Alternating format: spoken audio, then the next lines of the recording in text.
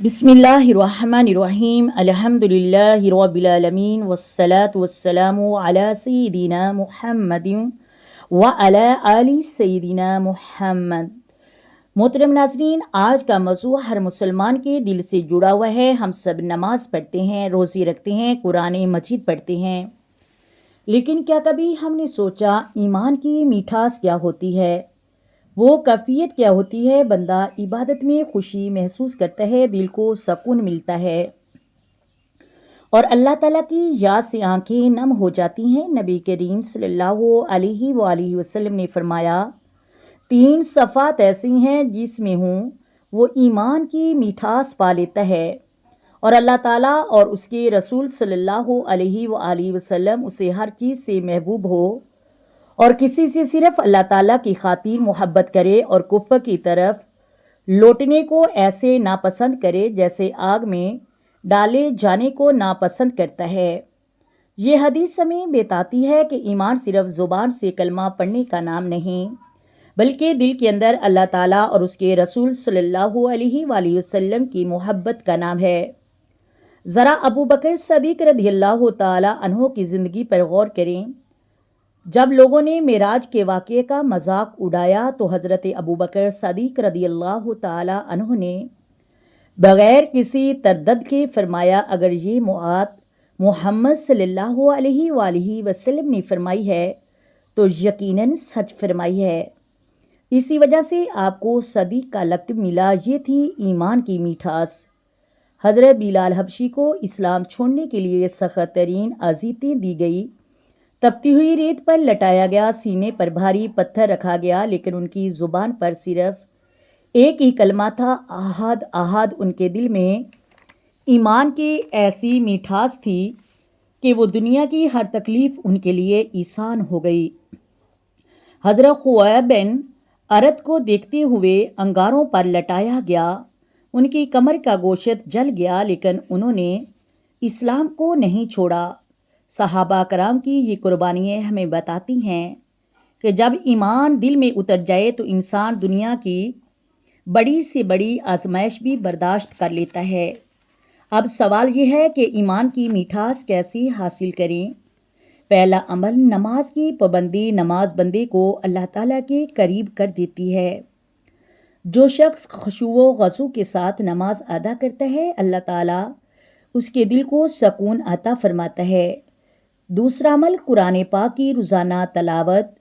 قرآن مجید صرف پڑھنے کے لیے نہیں بلکہ سمجھنے اور اس پر عمل کرنے کے لیے نازل ہوا ہے۔ جب بندہ قرآن مجید کے ساتھ تعلق مضبوط کرتا ہے اور اس کا ایمان اور بڑھ جاتا ہے۔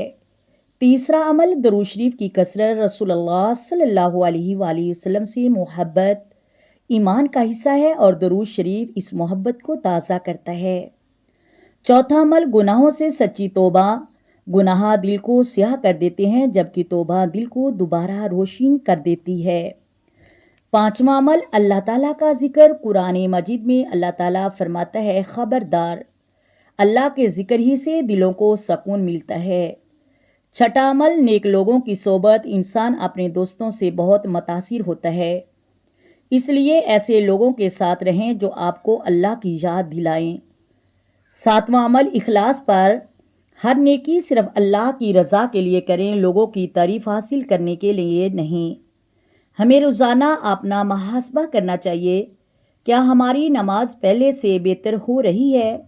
کیا قرآن مجید سے ہمارا تعلق مضبوط ہو رہا ہے؟